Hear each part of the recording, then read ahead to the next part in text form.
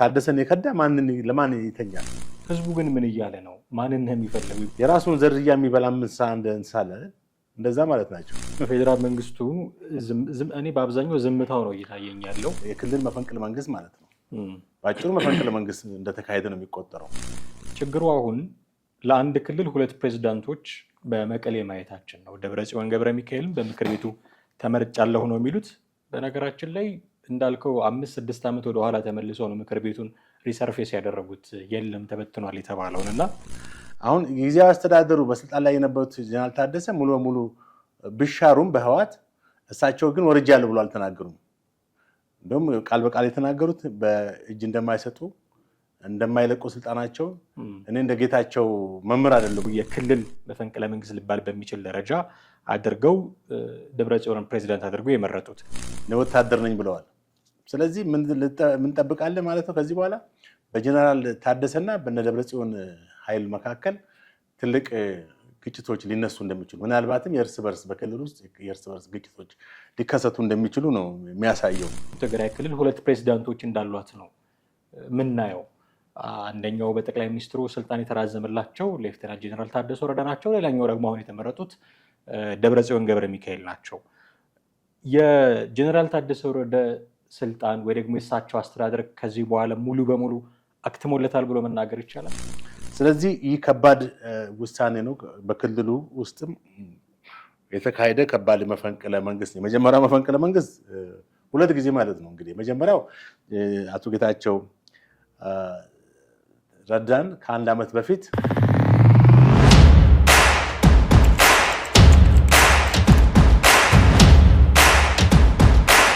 ሰላም ጤና ይስጥልን። እንዴት አላችሁ ውድ ቤተሰቦቻችን? ይህ ዘኢትዮጵያ የዩቲዩብ ቻናላችን ነው። ፕሮግራም ወቅታዊ ፕሮግራም ነው።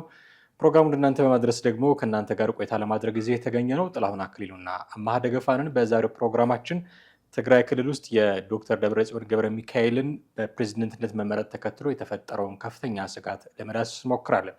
እስከ ፕሮግራማችን ፍጻሜ ድረስ አብራችሁን ቆዩ። ጥሌ እንዴት አለ? አለሁ። ሰላም ነኝ። ሰላም ነው።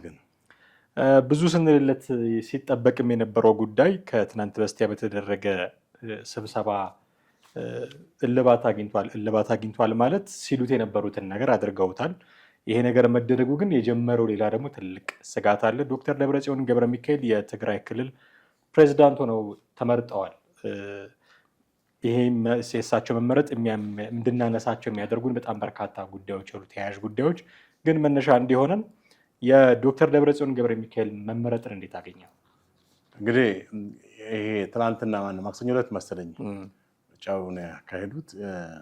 ያ ከመሆኑ በፊት በዚህ ፕሮግራም ላይ በዚህ ዝግጅት ተደጋጋሚ ፕሮግራም ሰርተናል። እዚህ እንደሆነ ባለፈው ሳምንትም ከዛ በፊትም የተለያዩ ፕሮግራሞችን ሰርተናል። ህወሓት ምናልባት ወደ ዶክተር ጀነራል ታደሰን ከስልጣን ገፍቶ ራሱ ወደ ስልጣን ከመጣ በክልሉ ሊኖር የሚችለው ስጋት በጣም አደገኛ ሊሆን እንደሚችልም ተናግረን ነበረ። ያ ነው የሆነው። እንግዲህ አንዳንዴ የሆነ ነገር አይተህ ነው ወደፊት ሊሆን የሚችለውን ነገር የምትናገረው እና ከዚህ አንጻር በወቅቱ ማለትም ጀነራል ታደሰን ከስልጣን እንዲወርዱ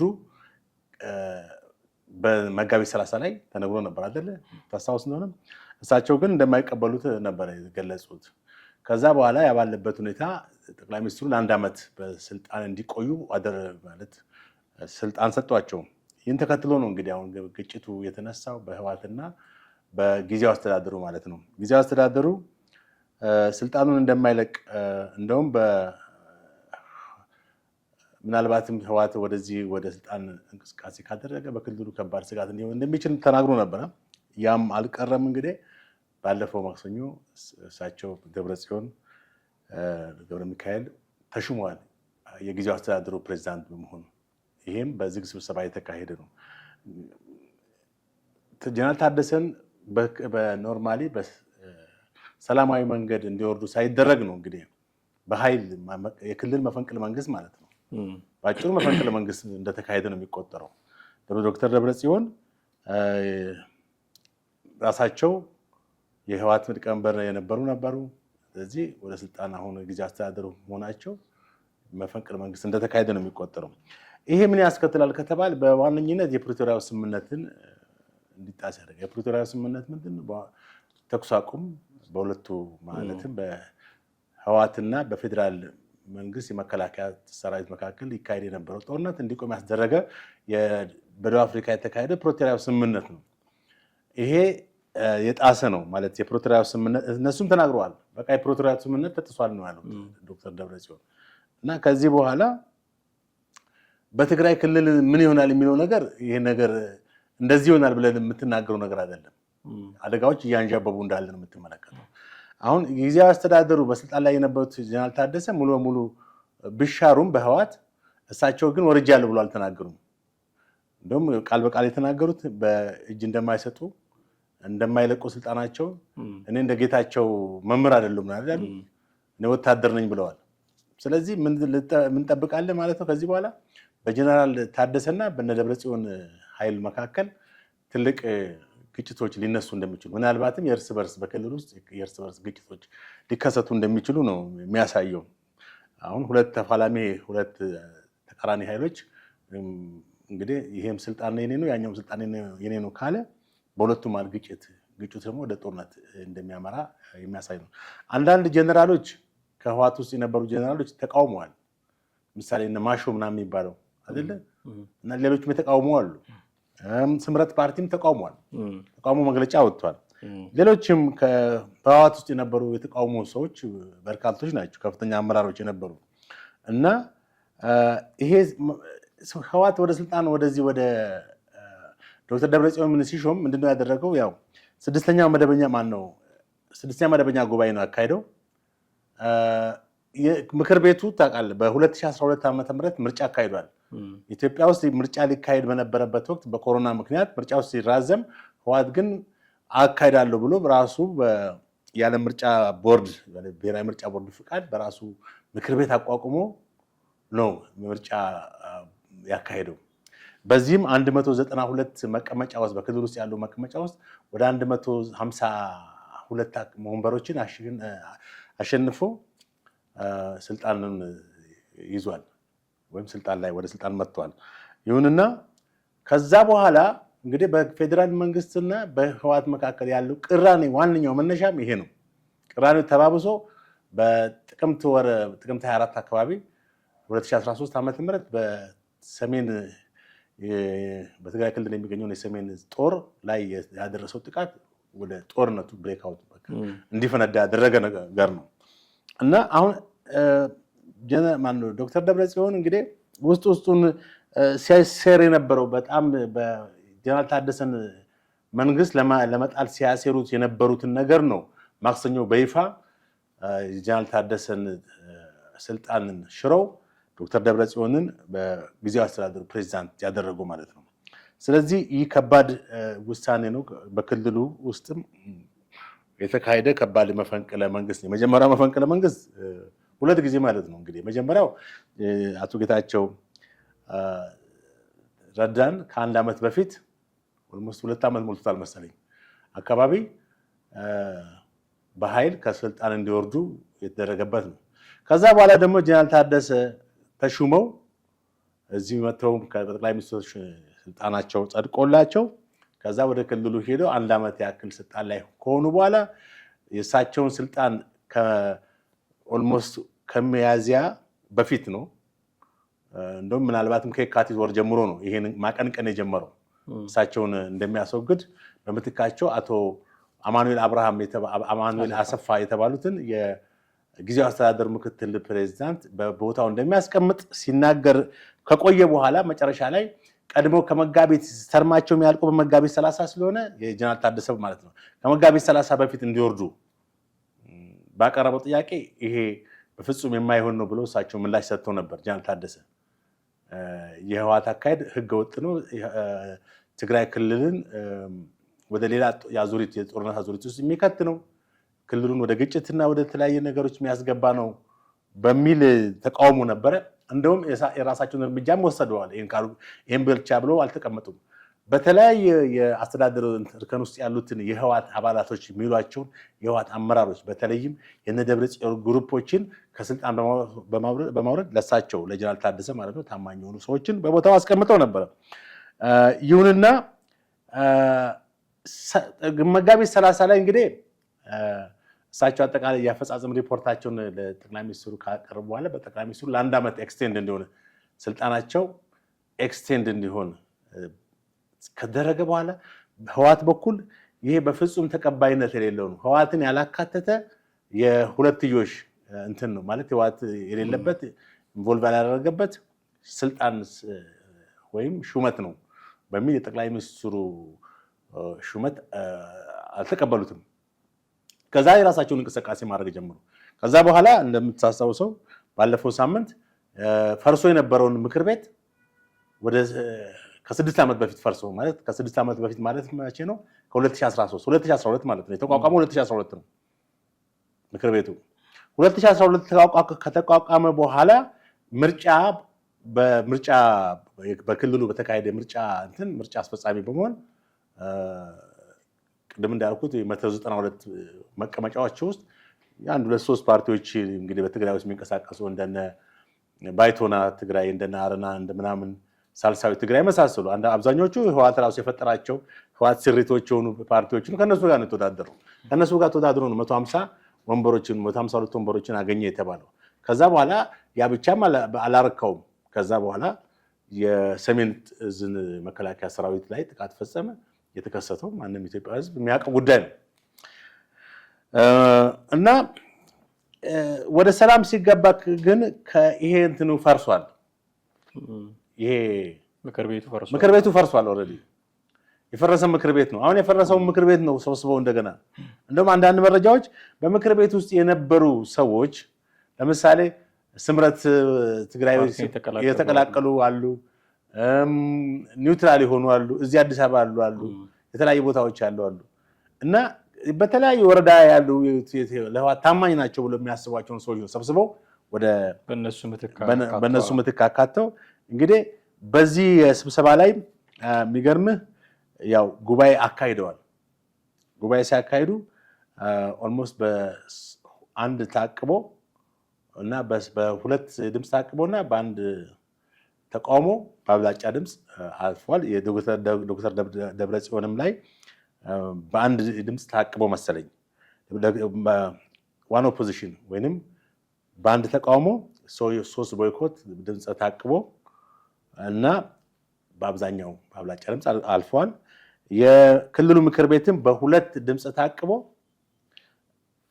በአብላጫ ድምፅ አልፏል። በምክር ቤቱ የሚያስፈልጉ ማስተካከያዎችን በማድረግም እንደቆየው ምክር ቤቱም በዚህም በአንድ ድምፅ ታቅቦና በአንድ ተቃውሞ ብቻ በማግኘት በማጆሪቲ ቮት አልፏል ማለት ነው። ባጭሩ ምንድነው በክልሉ ውስጥ ፈርሶ የነበረው ምክር ቤት ወደ ስልጣን መጥቶ ስራውን እንዲጀምር ተካሂዷል። ስራውን በሚጀምርበት ሰዓት ያው ዶክተር ደብረጽዮንን ወደ ስልጣን መጥቶ የክልሉ ጊዜያዊ አስተዳደር ፕሬዝዳንት አድርጓል። እንደገና አፈጉባኤ እና ምክትል አፈጉባኤ ሌሎች የስራ አስፈጻሚ ቋሚ የምክር ቤቱ ቋሚ ኮሚቴ እንትኖችንም ሾሟል። ባጭሩ በትግራይ ውስጥ በአሁኑ ወቅት ፈርሶ የነበረው በ2012 በምርጫ ጋር በተያያዘ በክልሉ በተካሄዱ ምርጫ ጋር በተያያዘ ፈርሶ የነበረው ምክር ቤት ወደ ስልጣን መጥቶ ፕሬዝዳንት ሹሟል፣ አፈጉባኤ ሹሟል፣ ምክትል አፈጉባኤ ሹሟል፣ ሌሎች ስራ አስፈጻሚ ቋሚ ኮሚቴ ሹሟል። እንደ አንድ የክልል ምክር ቤቱ ነው ስራውን ጀምረዋል። በስልጣን ላይ መንግስት ሆኗል ማለት የክልል መንግስት ሆኗል። በስልጣን ላይ የነበረውን የደብረጽዮንን በጠቅላይ ሚኒስትሩ የተሾመውን እንትን ከስልጣን አስወግዶ ወይንም የክልል መፈንቅለ መንግስት ባጭሩ አካሂዶ ስልጣን ላይ ተቀምጧል ማለት ነው። ይሄ በጣም በርካታ ነገሮችን ሊያስነሳ የሚችል ትልልቅ ስጋቶችንም ደግሞ እንዲሁ የሚጭር ጉዳይ እንደሆነ ይታወቃል። ችግሩ አሁን ለአንድ ክልል 2 ፕሬዝዳንቶች በመቀሌ ማየታችን ነው። ደብረጽዮን ገብረ ሚካኤልም በምክር ቤቱ ተመርጫለሁ ነው የሚሉት። በነገራችን ላይ እንዳልከው 5-6 ዓመት ወደኋላ ተመልሰው ነው ምክር ቤቱን ሪሰርፌስ ያደረጉት የለም ተበትኗል የተባለውን እና የምርጫ የተመረጠበት ጊዜ ራሱ እኮ አብቅቷል የሚል ጥያቄም ይነሳባቸዋል። እነሱ ፈንክሽናል ስላልነበረ ያንን ጊዜ አይቆጠርም ብለው ነው እንግዲህ እንደገና አዲስ አይደለም የነበረውን እንደገና ያመጡት ደብረጽዮንንም እንደ አዲስ የመረጡት እና ጊዜም አልፎበታል የሚል ጥያቄ ይነሳባቸዋል። እነሱ እሱን ሁሉ ጆሮ ዳባ ልበስ ብለው የጊዜም የህጋዊ ሰውነትም ጥያቄ ሳይገድባቸው ነው እንዳልከው የክልል መፈንቅለ መንግስት ሊባል በሚችል ደረጃ አድርገው ደብረጽዮንን ፕሬዚዳንት አድርገው የመረጡት። ቀጥሎ የሚነሳው ጥያቄ ምንድነው? ቅድም እንዳልኩት አሁን ትግራይ ክልል 2 ፕሬዚዳንቶች እንዳሏት ነው ምናየው። አንደኛው በጠቅላይ ሚኒስትሩ ስልጣን የተራዘመላቸው ሌፍተናንት ጀነራል ታደሰ ወረደ ናቸው። ሌላኛው ደግሞ አሁን የተመረጡት ደብረጽዮን ገብረ ሚካኤል ናቸው። የጀነራል ታደሰ ወረደ ስልጣን ወይ ደግሞ የእሳቸው አስተዳደር ከዚህ በኋላ ሙሉ በሙሉ አክትሞለታል ብሎ መናገር ይቻላል?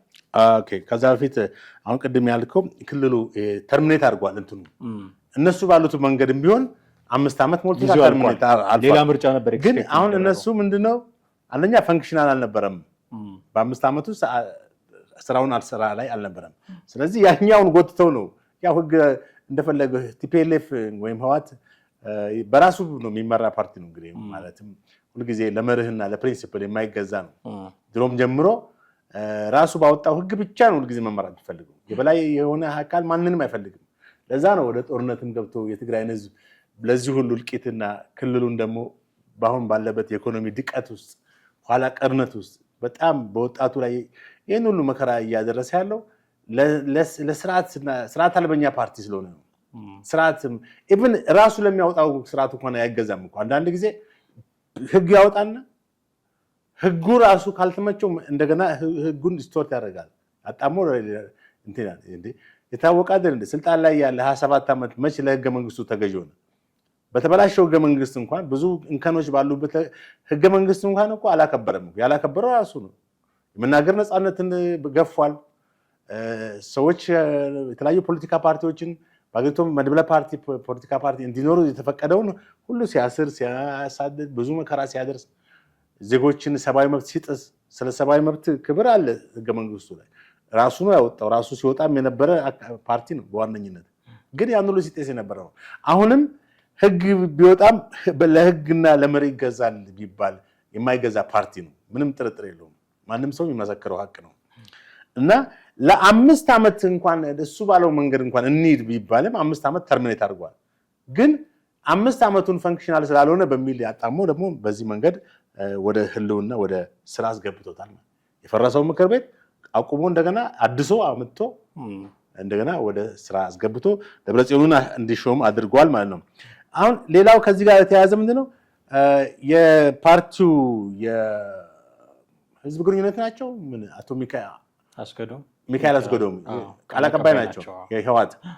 የክልሉ መንግስት አልፈረሰም፣ ጊዜያዊ አስተዳደር የተመሰረተው በድርድር ነው ነው የሚሉት አይታል። አሁን የፕሪቶሪያው ስምምነት ማለት እንግዲህ ከዚህ ከፕሪቶሪያው ስምምነት ጋር በተያያዘ ጊዜያዊ አስተዳዳሪ ተመሰረተ እንጂ የክልሉ መንግስት አልፈረሰም የሚል ማስተባበያ አመጥተዋል። እና ስለዚህ ካልፈረሰ እኮ ጊዜው አልቋል ማለት ነው። አሁን እንግዲህ እርስ በርስ የሚጋጭ ንግግር ነው እዚህ ጋር የምትመለከተው። ለዚህም ደግሞ የሚሰጡት አንድ ዞሮ ስልጣኑን ይዘውታል።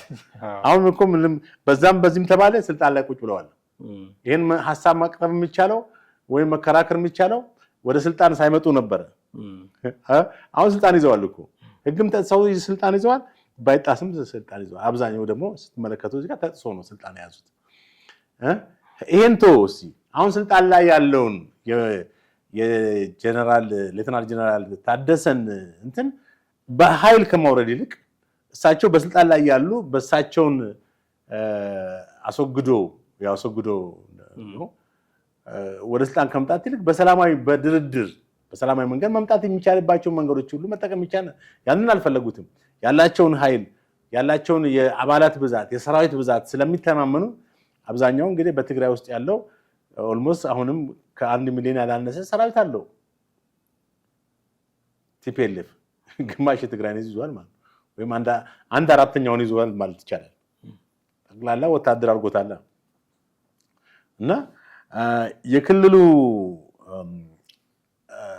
ማለት አሁን ስልጣን ላይ ያሉት ከስልጣን የተወገዱት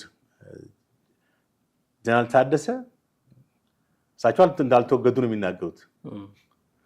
አሁን 2 የተለያዩ ኃይሎች ስልጣን ላይ ናቸው። እሳቸውም እንግዲህ ተራሰው አይደሉም፣ ጀነራል ናቸው። በትግል ውስጥ በ17 ዓመት የደርግ ጋር በተካሄደው የትጥቅ ትግል ወቅት በትግል ውስጥ የነበሩ ናቸው። በወጣትነት ዘመናቸው በትግል ያሳለፉ ናቸው። ብዙ ኤክስፒሪየንስ ያላቸው ናቸው።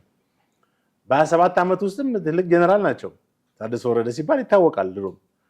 እንደገና ደግሞ ከቲፒኤልኤፍ ጋር በነበረው ጦርነትም መከላከያው ከቲፒኤልኤፍ ጋር በነበረው ጦርነትም በዋነኛነት አዋጊ የነበሩት ጻድቃን ጀነራል ጻድቃንና ታደሰ ወረደ ናቸው። እንደ ደብረጽዮን አይደለም ያዋጋ። ደብረጽዮን ሲቪል ነው።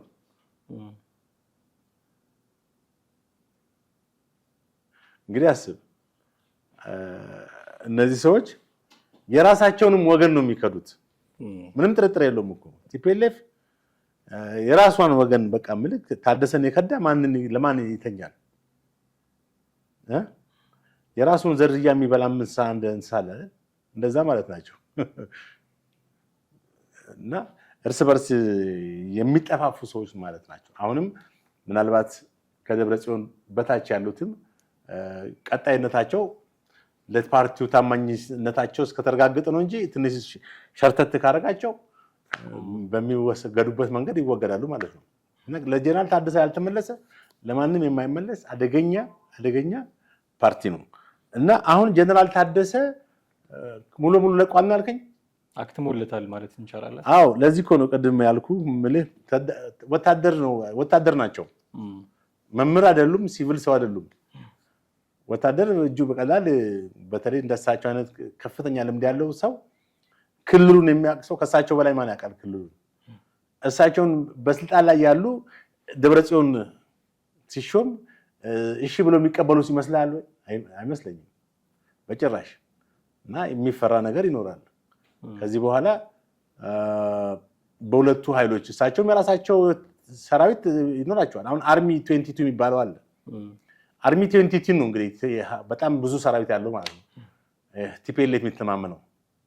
ግን አሁን እንደምሰማው ከሆነ በአርሚ 22 ውስጥ ያሉ አመራሮች አንዳንድ ሰዎች ሁሉ የህወሓትን አሁን የተካሄደውን ምርጫ ደብረጽዮንን መሾም በጣም እየተቃወሙ ነው።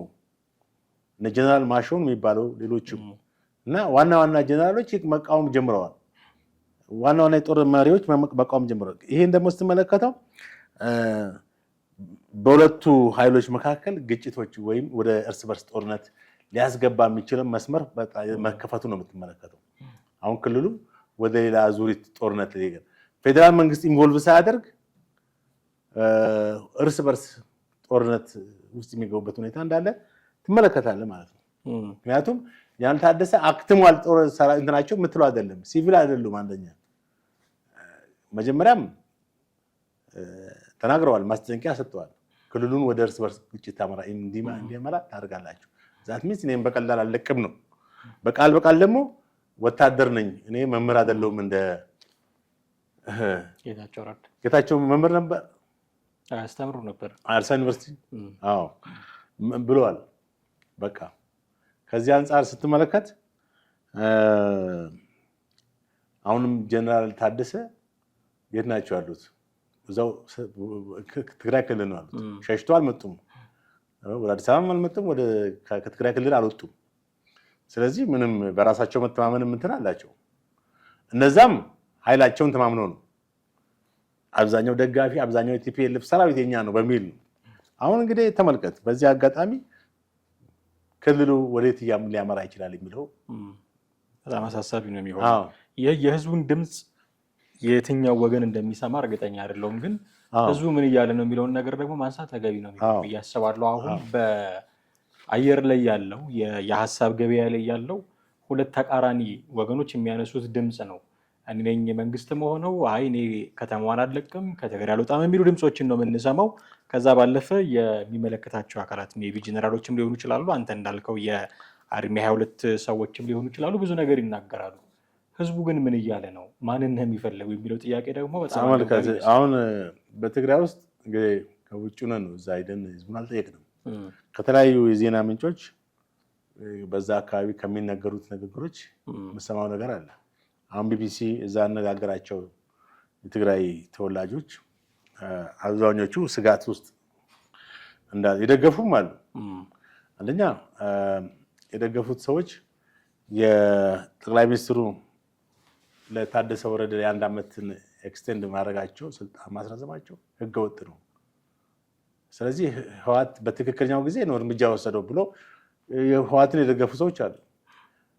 አንዳንዶቹ በእንደዚህ አይነት ምክንያት ሊያቀርቡ ይችላሉ። ይህም ትክክል አይደለም የሚለው ሚዛን ላይ ገብቶ የሚታይ ነገር ነው። በሌላ በኩል ደግሞ ህወሓትን በቃ ከህወሓት ጋር ካላቸው ግንኙነት ብቻ ለትግራይ ህዝብ ምንም ከህወሓት ውጭ አማራጭ የለም ብሎ ለሚያስቡ ደግሞ ህወሓት የወሰደው እርምጃ ትክክል እንደሆነ ነው ብቻ ነው።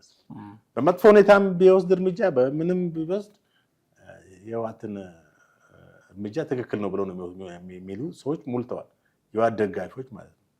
ይሄ ቆየ የትግራይ ህዝብና ህወሓት አንድ ሳንቲም ገጽታ የአንድ ሳንቲም ገጽታ ነው የሚለው የቆየ ትርክትን የሚቀበሉ ሰዎች ዛሬም በህወሓት የፕሮፓጋንዳ ስነ ልቦና የተዋጡ ሰዎች አሉ። ህወሓት ከሌለ የትግራይ ህዝብ የለም። ገባ?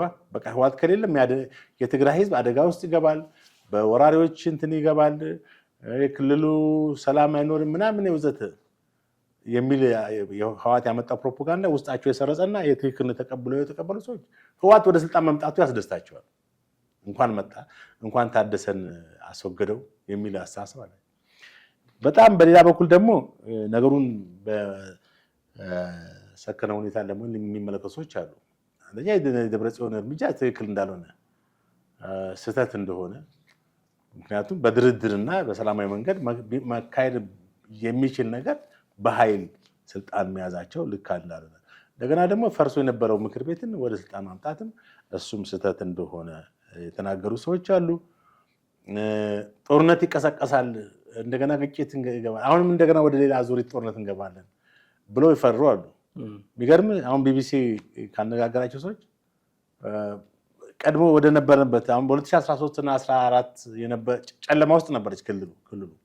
ትግራይ ክልል መብራት አልነበረም፣ ኢንተርኔት አልነበረም፣ ስልክ አልነበረም፣ መሰረተ ልማቶች ሁሉ ባዶ ሆኑበት። በቃ ወደ 100 ዓመት ወደ ኋላ የተመለሰበት ዘመን ላይ ነበሩ።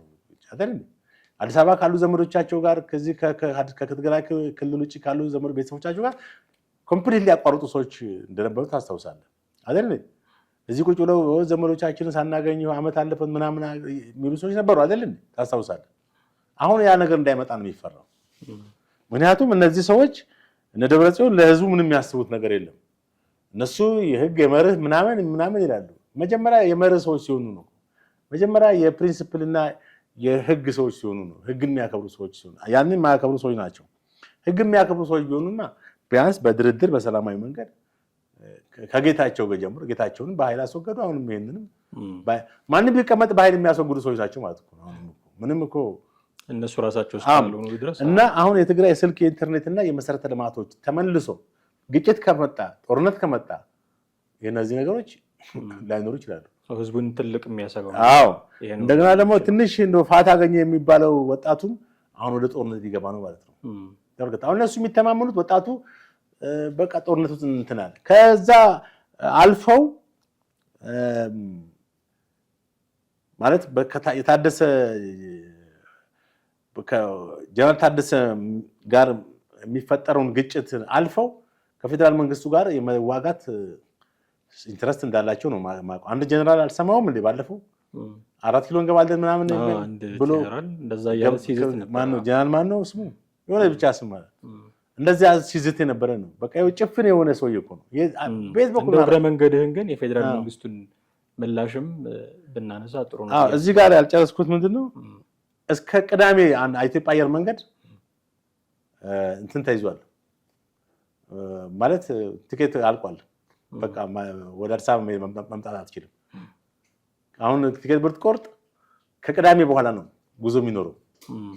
ይሄ ማለት ምን ማለት ነው? ሰው ወደዚህ እየፈለሰ ነው። አዎ ከባድ እንትን ማለት ነው። እሺ የፌዴራል መንግስቱ እኔ በአብዛኛው ዝምታው ነው እየታየኝ ያለው።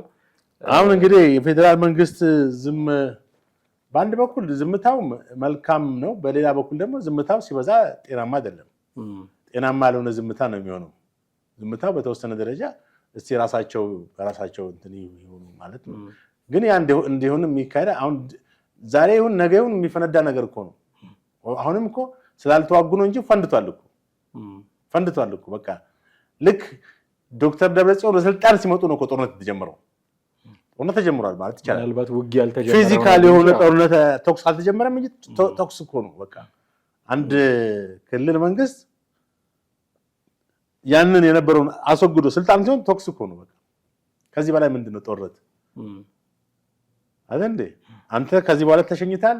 ስልጣን እንትና ነው ተብሎ ሲቀመጥ ያን ሰው ደግሞ ያስቀመጠው ፌዴራል መንግስቱ መሆኑ ደግሞ ሲታወቅ ይሄ ከዚህ በላይ ምንድነው? እና የፌዴራል መንግስቱ ዝምታ ከእንትኑ አልፏል፣ ከመስመሩ አልፏል። ግን አንዳንድ የዜና ምንጮች ትላንትና እውነቱን ውሸቱን አላውቅም፣ ድሮኖች ታይተዋል ምናምን በሰማይ ጄቶች እንደዚህ ታይተዋል መቀሌ ሰማይ ላይ ማስደንገጥ አለባቸው። ትዕግስትም ልክ አለው። አንደኛ እንግዲህ የግድ 4 ኪሎ መጥቶ ኦቨርስሮ እስኪያደርጉ መጠበቅ የለበትም መንግስት። ያው ነው እኮ እዚህም ያደረገው ያኛው ሙከራ እኮ ነው። ነገ ደግሞ ወደዚህ ይመጣል ማለት ነው። ደግሞ ሞክረዋል አይደል እንዴ? ስለዚህ እስከ መቼ ነው የሚጠብቀው የመንግስት የሚለው ትዕግስት ደረጃ ያለው። ደግሞ አንዳንድ ነገሮች ለህዝብ ደግሞ ይፋ መደረግ ያለባቸው ነገሮች አሉ። ሁሉን ነገር በዝምታ ማለፍ የለበትም መንግስት። ሚስጥር የራሱ ወታደራዊ ሚስጥሮች የሚጠበቁባቸው መደረጃዎች አላቸው። መንግስት የሚወስዳቸውን ታክቲካልና ስትራቴጂ እንትኖች ሁሉ እንወቅ ማለት አትችልም። ቤት በኩል ነው የሚዋጋ፣ ጦሩን ቤት በኩል ነው የሚልከው፣ እንዴት ነው የሚያደርገው፣ ድሮን ነው የሚጠቀመው፣ ጀት ነው የሚጠቀመው፣ እኛ የምናውቀው ነገር የለም። ግን ፖለቲካል የሆኑ ቋንቋዎችን ለህዝብ ማሳወቅ አለ። በትግራይ ህግ ተጥሷል ተብሎ መች መግለጫ ወጣ?